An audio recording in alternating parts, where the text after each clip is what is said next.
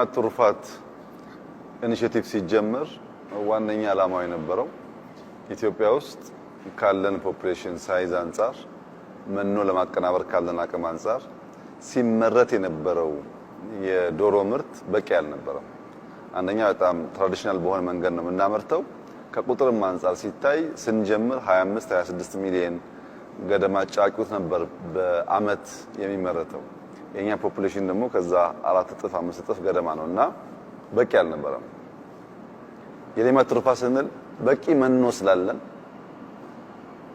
ቴክኖሎጂ ብንጠቀም ዶሮ በጣም በስፋት ብናመርት ለሀገር ውስጥ ገበያ ከሀገር ውጭ ላለው ገበያ አዋጭ ይሆናል የሚል እሳቤ ተይዞ ነው ስራው የተጀመረው። እና የሌማት ትሩፋት በቤተሰብ ደረጃ የምግብ ሴኩሪቲ ለማረጋገጥ የምናደርገው ጥረት አካል ነው።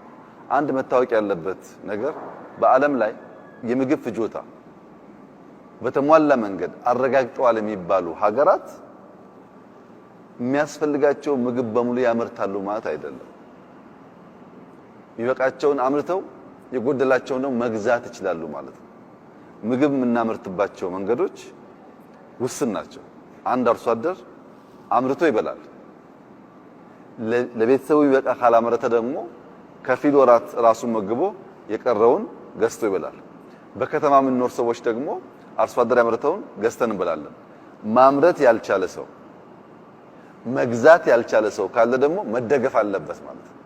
ሶስት መንገድ ነው ሴኩሪቲ የሚረጋገጠው። አንዱ ማምረት ነው፣ ሁለተኛው መግዛት መቻል ነው፣ ሶስተኛው ከዚህ የሚተርፈውን መርዳት። የትም ዓለም ላይ የሚረዱ ሰዎች አሉ፣ የሚገዙ ሰዎች አሉ፣ የሚያመርቱ ሰዎች አሉ። በሀገር ደረጃ የምግብ ሉዓላዊነት እናረጋግጥ ሲባል አምርተን ገዝተን የቀረውን ደግሞ ረድተን መመገብ መቻል ማለት እንጂ እያንዳንዱ ቤተሰብ በቂ ምርት ያመርታል ወይም እያንዳንዱ ቤተሰብ ሊገዛ ይችላል ማለት አይደለም። ኮንሰፕቱ እሱ አይደለም። ማምረት መግዛትና መታገዝ ነው። ኢትዮጵያ ከምርት ሳይድ ያለው በግብርና በሌማት በቂ ምርት ካመረተች የሥራ ዕድል ስለሚሰፋ ገዢው የሚገዛው የሰው ቁጥር የተበራከተ ይሆናል። ከዛ የሚጎለውን እንደ መንግስትና እንደ ህዝብ ማገዝ እንችላለን።